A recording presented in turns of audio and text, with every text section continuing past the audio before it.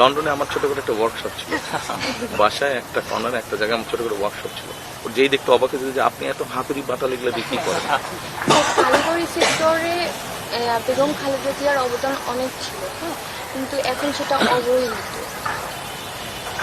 এই বিষয়ে আপনি কি করতে চান? এ বিষয়ে আমি না, আমরা কি করতে চাই, আমি একা পারবো, আপনাদের সবাইকে লাগবে প্রয়োজন ঠিক করতে হবে জিনিস। দেখুন, এই মুহূর্তে যতটুকু আমার ধারণা হচ্ছে বাংলাদেশ থেকে প্রতি বছর এবার 1 মিলিয়ন পিপল, মানে 10 লাখের মতন মানুষ দেশের বাইরে বিভিন্ন কাজ নিয়ে যায়। ভবিষ্যৎ হোক নিরাপদ, বিনিয়োগ হোক বিশ্বস্ত, আর আমার পছন্দ সল্ট বে। ওয়েলকাম টু সল্ট বে। এর মধ্যে 7 লক্ষের মতন মানুষ, 6 থেকে 7 লক্ষের মানুষ যাচ্ছে মোস্টলি মিডল ইস্ট, আনস্কিল হিসেবে যাচ্ছে। অন্য অন্য জায়গায় আনস্কিল খুব কমই যাচ্ছে, স্কিল হিসেবে 2-2.5 লাখ স্কিল হিসেবে যাচ্ছে। তো যে আনস্কিল যাচ্ছে এদেরকে যদি আমরা, যেটা উনি করেছেন, ম্যান্ডারিন শিখছেন আমাদের এই বোন, তো আমরা যদি আমাদের ইয়ুথদেরকে বিভিন্ন রকম স্কিল হওয়ার জন্য, সেটা যেমন আমার গাবতলীর ছোট ভাই বলেছে, ছোট ভাই বলেছে যে কন্টেন্ট মেকিং বা আইটিতে যারা কাজ করে, যারা ফ্রিল্যান্সিং এর কাজ করছে, যারা কন্টেন্ট মেক করছে, যারা ডাটা প্রসেস করছে, যারা ডিজাইনিং এর কাজ করছে, তাদেরকে যদি আমরা স্পেস দিতে পারি, অথবা যারা করতে চাইছে এদেরকে যদি ট্রেনিং অ্যান্ড স্পেস দিতে পারি, তাহলে কিন্তু এখানে একটা জব অপরচুনিটি তৈরি হচ্ছে।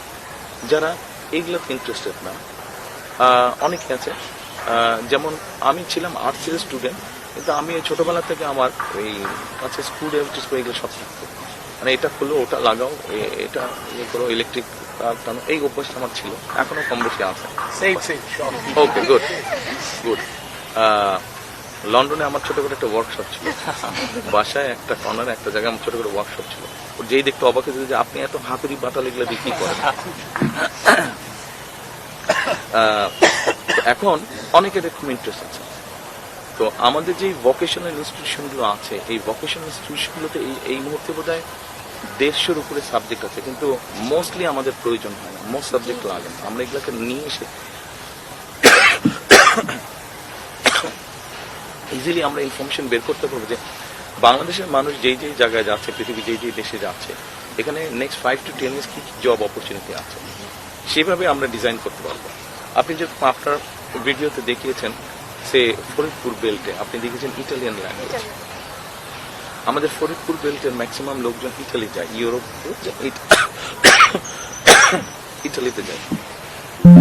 এখন আমরা যদি ওখানে যে ভোকেশনাল ইনস্টিটিউশনটা করব, সেখানে যদি ইটালি বা ইউরোপে কি কি কাজের অপরচুনিটি আছে, ওভাবে যদি আমরা জিনিসটাকে ডিজাইন করি এবং with the language course, mostly Italian শিখবে বা আশেপাশে জার্মান বা অন্য স্পেন যেগুলো দেশ আছে, এই ল্যাঙ্গুয়েজগুলো যদি আমরা রাখি, তাহলে যাদের ওই দিকে যাবার ইচ্ছা আছে তারা ওখানকার ভোকেশনাল কোর্সের ট্রেনিংটা নিতে পারবে উইথ দি ল্যাঙ্গুয়েজ। এইভাবে জিনিসটাকে আমরা অ্যাড্রেস করতে চাই।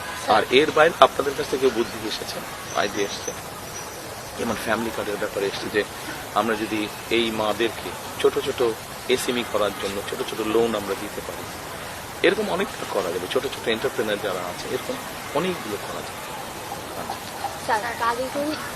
কারিগরি আমরা যেহেতু ঢাকা পলিটেকনিক্যাল পড়াশোনা করি আমি, তো কারিগরি পড়াশোনাকে কেউ একটা সেই রকম গুরুত্ব হিসেবে, মানে এটাকে ঠিক সম্মানের চোখে দেখে না, সম্মানের চোখে। সেই জন্যই আমাদের নর্মাল কারিকুলাম যেটা আছে স্কুল, সেখানে আমরা ক্লাস 7-8 থেকে আমরা ভোকেশনাল থিওরিটা আমরা ইন্ট্রোডিউস করতে চাইছি, এবং ক্লাস 9 to 12 আমরা প্র্যাকটিক্যাল ট্রেনিংটা রাখতে চাইছি। আর আপনি কিন্তু পুরো বাংলাদেশ ঘোরার সময় আমাকে ডাকবেন। অবশ্যই অবশ্যই, আমারও খুব ইচ্ছে। অবশ্যই সবাইকে দিয়ে